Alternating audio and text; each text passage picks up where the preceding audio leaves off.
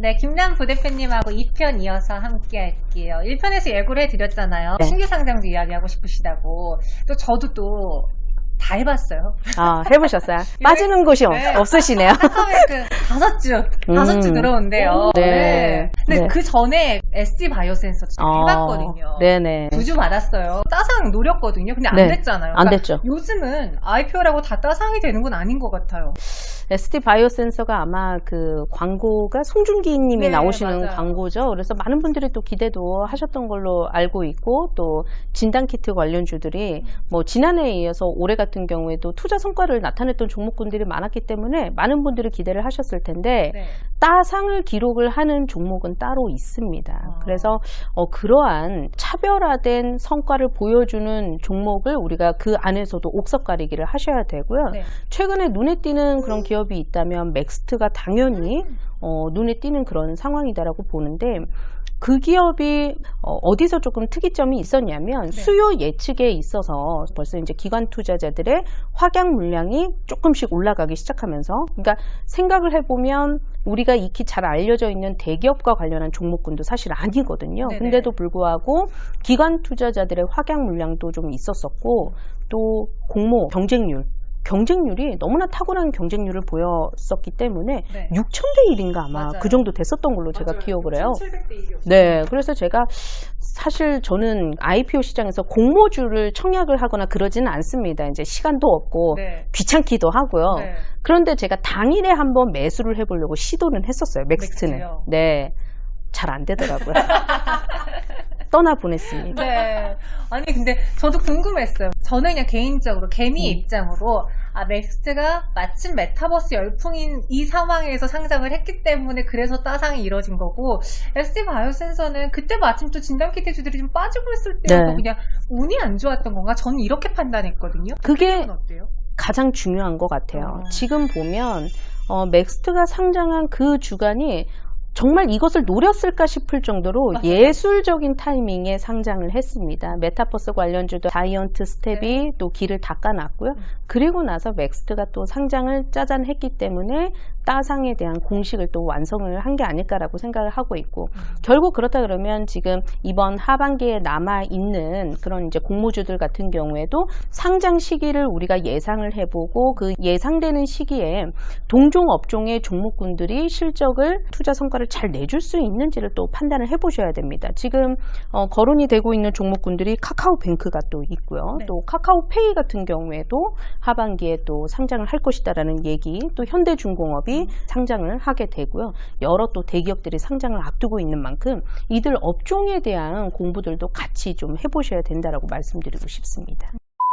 특히 새내기주 관련해서도 썰이 좀 많잖아요. 왜냐면 보호해석 물량 갑자기 나오면 또 빠지고. 그리고 저는 이번에 느꼈던 게 하이브 환불해달라고 외치셨던 분들 네. 돈 많이 벌었을 수 있잖아요. 그러니까 그날 빠진다고 실망할 건 또 아닌 것 같더라고요. 그렇죠. 과거에는요, 이런 얘기가 있었어요. 제가 한 5년 전만 하더라도 신규 상장주는 절대 건드리면 안 된다. 상장 이후에 6개월 동안에는 수급이 한번 풀려야 되는 그런 상황이기 때문에, 왜냐하면 비상장 때 가지고 있던 사람들 같은 경우에는 네. 이것을 현금화하려고 하는 그런 욕구가 커질 수 있어요. 그런데 그 안에 확약 물량들도 있고, 그러다 보면 그 사람들이 팔 수 있는 조건이 돼서 팔려고 하는 그런 물량을 내가 사가주면 안 되잖아요. 네. 내가 사주면 안 되잖아요. 그래서 6개월 이전, 아무리 못해도 한 1년 정도는 건드리지 말아라. 초심자는. 그런 얘기가 있었는데, 그런 얘기들이 최근에는 공식이 깨지고 있는 것 같고요. 앞서서 하이브라는 종목 말씀 얘기를 해주셨어요. 그런데 이 하이브 같은 경우에 잘 보시면 우리가 이런 얘기들이 있었었죠. 방송에서 기관 투자자들의 확약 물량이 풀리기 시작하기 때문에 아마 주가가 내려갈 것이다라는 얘기를 저도 방송에서 또 조심하자라고 얘기를 했었는데, 굉장히 이게 민망한 상황이 좀 발생이 된 것 같아요. 그러니까 기관 투자자들의 확약 물량이 나올 수 있는 그런 시점에 기관 투자자들이 좋은 내용의 그런 리포트를 발간을 하기 시작했고요. 여기에 더해져서 이것은 약간 좀 운이 따랐다고 보는데, 하이브의 가장 주력 아티스트 BTS 방탄소년단인데요. 저는 그런 생각을 했어요. 자, 방탄소년단이 하이브가 상장이 될 때 이미 빌보드 차트에서 1위를 기록을 했거든요. 네. 정말 정상이에요. 이 이상의 것은 무엇이 있을까? 이 다음은 도대체 무엇을 맞아요. 해야 BTS가 더 올라갈 것인가에 대한 생각을 했는데 제가 한 가지 놓쳤어요. 빌보드 차트 1위를 연속적으로 몇 주간 계속 해 나가는 그런 실적을 보여줄 수 있다는 것을 제가 관가를 했습니다. 그런데 하이브가 기관 투자자의 확약 물량이 풀리고 나서 정말 이런 일이 생길까 싶을 정도로 한 주, 두 주, 세 주 연속으로 해서 빌보드 차트에서 1위를 계속 내달리는 그런 실적까지 더해지면서 사실상 상장 이후에 굉장히 좋은 속도를 보여주고 있는 그러한 종목군들을 공략을 해보신다면 결국 이제 본연의 업무에 있어서 본연의 비즈니스 파트가 잘 돌아간다면 수급을 떠나서 이 신규 상장주들이 올해는 그래도 투자 성과를 보여주고 있다. 이런 부분에 대해서도 좀 관심 깊게 살펴보셔야 되는 대목이라고 생각을 합니다. SKIT도 따상이 실패해가지고 많은 분들이 좀 실망하셨는데 많이 네. 올랐잖아. 지금 계속 우상향을 하고 네. 있어요. 그러니까요. 저는 처음에 이름이 달갑지가 않더라고요.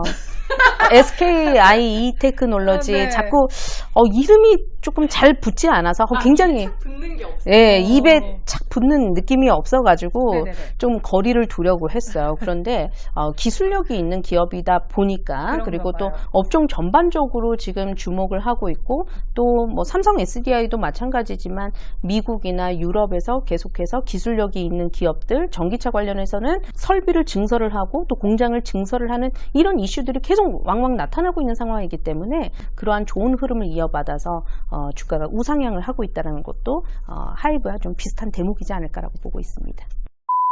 상장하는 종목들의 고평가 논란도 항상 네. 있잖아요. 카카오뱅크도 그랬잖아요. 누구랑 기준을 두느냐에 따라서 이렇게 보면 저평가인데 이렇게 보면 고평가다. 네. 그때 SKIT도 좀 비싸다 그랬었죠. 공모 확정 가격이 그런 얘기가 좀 있었고 이번에 근데 제가 SK 바이오사이언스라든지 IE 테크놀로지하고는 조금 다른 게 카카오뱅크 같은 경우에는 굉장히 부정적인 여론들이 더 심화돼서 나오는 것 같습니다. 네.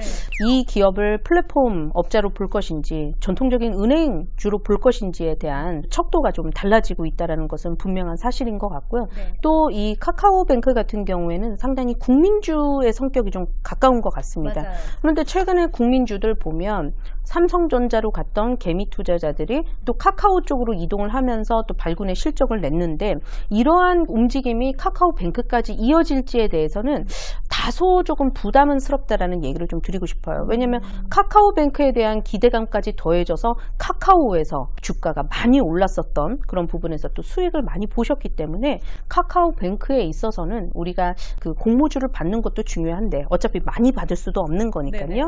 당일에 어느 정도의 좀 윤곽이 좀 드러나지 않을까. 만약에 당일에 상장하고 나서 흥행에 성공하지 못한다 그랬을 때는 일부 차익 실현을 했다가 시작 가격을 회복을 하는 하이브 같은 경우에도 다소 몇 달이 걸렸거든요. 오히려 그러한 시점에 좀 관심을 가져보자. 기관 투자자들이 자기네들의 확약 물량이 나올 수 있는 그런 시점에 맞춰져서 그 부정적인 여론이 다시금 조금 긍정적으로 변화하는 모습이 나타난다면 네. 그때 노려보셔도 나쁘지 않겠다라는 얘기를 좀 드리고 싶습니다. 이번에 카카오뱅크도 그랬잖아요. 카카오뱅크 청약해봤자 네. 몇 주 못 받을 테니 차라리 뭐 한국금융지주 사자, 예스24 사자 그래서 막 관련주로 쏠렸잖아요. 네네. 그런 투자 대안에 대해서 그 대표님은 어떻게 생각하시는지? 글쎄요, 저는 썩 카카오나 다른 종목이 올랐던 거에 비해서 그 투자 성과가 그렇게 컸었나요? 저는 생각보다 별로 크지 않았던 것 같아요. 관련주들이 네, 관련주들이. 올랐다가 또 빠졌어. 최근에. 맞아. 네.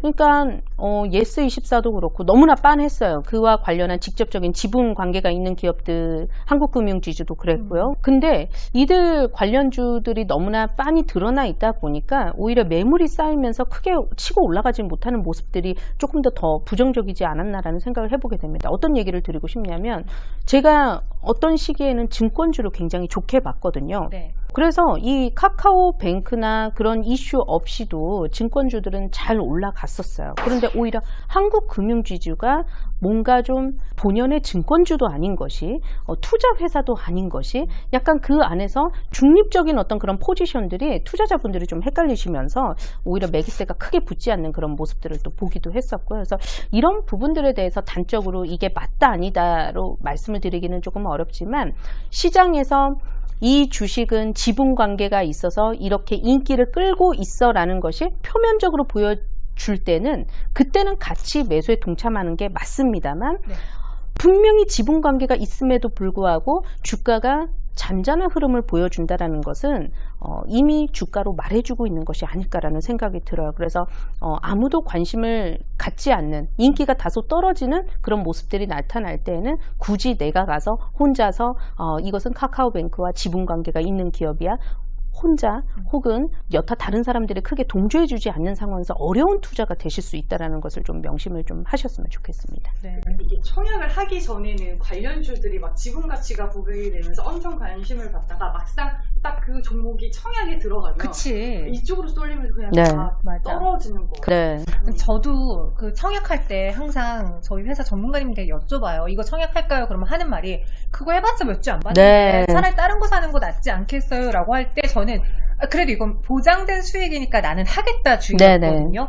이제 우리가 슬기로운 투자에게 방송이 될 때에는 아마 카카오뱅크가 상장이 되어 있을 네. 테고 또 크래프톤도 다가올 테고 이런 신규 상장주 3-4개 주의 청약 시장을 노리는 개인 투자자들 위해서 부 대표님이 꼭 하고 싶은 이야기 또 어떤 네. 전략을 세워보자라는 이야기로 마무리해 볼게요. 네, 최근에 IPO를 준비하는 기업들 또 상장을 준비하는 기업들이 많은 것으로 알려지고 있는데 지분 관계사가 굉장히 많고 또 자금을 조달을 하기 위해서 새롭게 또 상장하는 그런 대기업 관련한 종목군들도 많을 겁니다. 그런데 결론적으로는 전혀 시장에서 빛을 못 보다가 비상장 주식으로 계속 있다가 아주 독보적인 비즈니스를 가지고 시장에 처음으로 들어서는 기업들 같은 경우에는 많은 분들이 관심을 갖고 계신 걸로 알고 있습니다. 맥스트 같은 경우에도 그렇고요. 하반기에 크래프톤 같은 경우에도 뭐 굉장히 비즈니스가 단조롭습니다. 게임주입니다. 맞아요. 그동안의 게임주 NC소프트가 시장의 대장이었죠. 그런데 지금 어쨌든 상장은 아직 한 상황은 아닙니다만 비상장에서 기업의 가치를 매겼을 때 아마 대장주의 자리를 넘겨받을 가능성이 상당히 크다라고 보여지고 있습니다. 이렇게 다소 좀 단조로운 비즈니스를 가진 기업들이 투자자들이 또 이해하기 쉽고 또 시장에 올라오자마자 하이브가 엔터주를 섭렵을 하고 대장의 자리를 꿰찼듯이 그러한 면모를 보여주는 기업들 계속해서 좀 관심을 가져보자라고 말씀드려보도록 하겠습니다. 네. 뭐 카카오뱅크가 어떻게 결과가 났는지 저희가 네. 다음 편에서 제가 돈을 얼마나 벌어갔는지 다음 편에서 말씀해 드릴게요. 그걸로 밥 한 끼 사 먹고 싶어서 네. 청약을 했어요. 좋은 소식 저도 들었으면 좋겠습니다. 네, 우리 김남 부대표님을 알 수 있었던 너무 좋은 시간이었고 네. 저희 슬기로운 투자얘기 구독자분들을 위해서 또 어디서 더 만날 수 있는지 마지막으로 조언해 주세요. 네, 슬기로운 투자일기 제가 이창진 앵커님과 또 매일경제 매주 금요일입니다. 9시 30분 투자전략실을 통해서 또 여러 가지 정보들에 대해서 말씀도 드리고 있고요. 저희 유튜브 불사조 채널로 들어오시면 저는 필명을 상사랑이라는 필명을 쓰고 있어요. 상사랑이요? 네. 왜요? 상한가 사랑입니다. 아, 네. 와, 너무 러블리한 이름이다. 급조했어요. 급조했는데 그래도 좋은 의미로 네. 많은 분들께 좋은 성과를 좀 드리고 싶다라는 그런 마음에 상사랑이라는 필명을 네. 제가 달고 여러 가지 이제 기업들에 대해서 분석하는 그런 영상들을 올려드리고 있으니까요. 저희 채널에 와서도 많은 구독, 좋아요, 관심 보여주셨으면 감사하겠습니다. 저는 필명이 있어요. 어떤 정반 필? 꿀이에요. 아, 정연 반대로 하면 꿀이잖아요. 그러면 카카오뱅크가 좀 위험해지는 건가요? 아, 제가 그래도 상사랑님 만나 뵈도 좀 달라질 네. 수 있지 않을까 기대해 보겠고요. 다음에 또 나와주세요. 네, 초대해 주시면 또 나오겠습니다. 네, 오늘 좋은 말씀 너무 감사합니다. 네, 감사합니다.